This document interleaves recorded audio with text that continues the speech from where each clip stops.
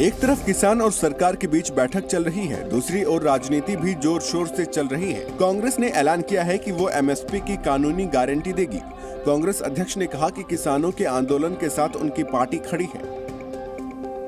कांग्रेस ने एमएसपी की legal guarantee की बात हमने परसों छत्तीसगढ़ में मैं और राहुल गांधी जी ने डिक्लेयर किया। वहीं सरकार की ओर से केंद्रीय मंत्री अर्जुन मुंडा ने कहा कि उन्होंने किसानों की बात सुनी है, हम उस पर चर्चा जारी रखेंगे। कांग्रेस आंदोलन के जरिए राजनीतिक लाभ लेने की कोशिश कर रही है।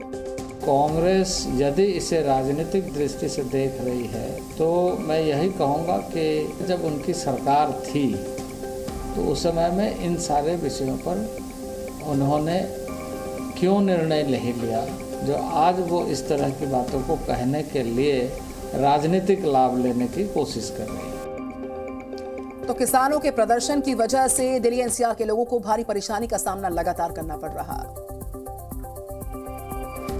किसानों के प्रदर्शन का असर दिल्ली एनसीआर में देखा जा रहा है। सीमाओं पर बैरिकेडिंग की वजह से हर दिन लोगों को जाम से दो चार होना पड़ रहा है। सिंघू बॉर्डर पर सीमेंट के बैरियर लगाए गए हैं, जिसके साथ ही कंटीले तार लगाए गए हैं और यहां हर वक्त पुलिस की भारी मौजूदगी रहती है। किसान लगातार पिछले 13 तारीख से यहाँ पर शंभू बॉर्डर और खनौरी बॉर्डर पर आंदोलन कर रहे हैं। दिल्ली जाने की कोशिश थी, ये बहुत सारी मांगे थी। स्वामीनाथन कमीशन की रिपोर्ट लागू करवाने की मांग थी। उससे अलावा पूर्ण तरीके से कर्जा माफी की बात हो और चाहे कह सकते हैं कि ये एमएसपी, हर फसल पर एमएसपी की बात हो, इन सभी मांगों को लेकर किसानों की ओर से आंदोलन की शुरुआत की गई। साथ ही ड्रोन के जरिए ऊपर से नजर रखी जा रही है। दिल्ली की सीमाओं पर भारी संख्या में पुलिस बल की तैनाती की गई है। शंभू बॉर्डर पर एक पुलिस अधिकारी की मौत हो गई। बताया जा रहा है कि जीआरपी हरियाणा पुलिस में तैनात हीरालाल को तबियत बिगड़ने पर 13 फरवरी को अस्पताल में भर्ती कराया गया था, लेकिन इलाज के दौरान शुक्रवार को उनका निधन हो गया। अगली खबर, आज से बीजेपी राष्ट्रीय परिषद की 2 दिन की बैठक दिल्ली में शुरू होने वाली है। पीएम मोदी इस बैठक में आगामी लोकसभा चुनावों के लिए पार्टी का एजेंडा प्रस्तुत कर सकते हैं। 2024 के लिए पूरी तरह से कमर कस चुकी बीजेपी अब अपना एजेंडा तैयार करने वाली है। आज दिल्ली में 24 के एजेंडे को लेकर बीजेपी राष्ट्रीय परिषद की 2 दिनों की बैठक होने वाली है, जिसमें पीएम मोदी भी शामिल होंगे।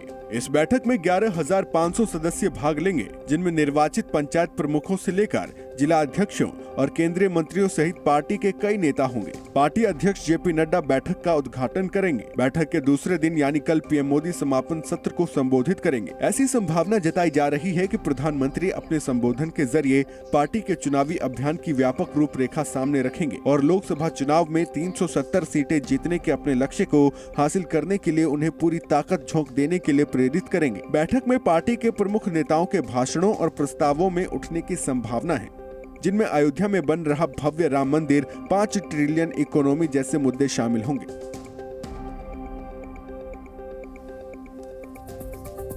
मौसम की बात कर लेते हैं। पहाड़ों पर बर्फबारी सिर्फ मौसम को ही नहीं बदल रही है, बल्कि पहाड़ों का मिजाज भी बदल रहा है। बिल्कुल, एलओसी से लेकर शिमला तक बर्फबारी का शानदार नजारा नजर आ रहा है। पहाड़ों पर हो रही बर्फबारी का असर सिर्फ मौसम पर ही नहीं, बल्कि कश्मीर के लोगों की जिंदगी पर भी दिख रहा है। बर्फबारी के बीच सैलानियों की मौज मस्ती तो आपने कई बार देखी होगी, लेकिन क्रिकेट टूर्नामेंट बेहद कम बार देखा होगा। कश्मीर के गुरेज में -10 डिग्री में लोग क्रिकेट का लुत्फ उठा रहे हैं। ये बता रहा है कि कश्मीर की तस्वीर आज कितनी बदल चुकी है। जहाँ कभी बंदूकों का साया था, वहाँ आज लोगों की जिंदगी कितनी बदल चुकी है। उधर हिमाचल में मौसम बदलने वाला है। मौसम विभाग के मुताबिक 17 फरवरी से वेस्टर्न डिस्टर्बेंस एक्टिव हो गया है, साथ ही येलो अलर्ट जारी किया गया है। हालांकि 19 और 20 फरवरी को हैवी स्नोफॉल को लेकर ऑरेंज अलर्ट जारी किया गया है।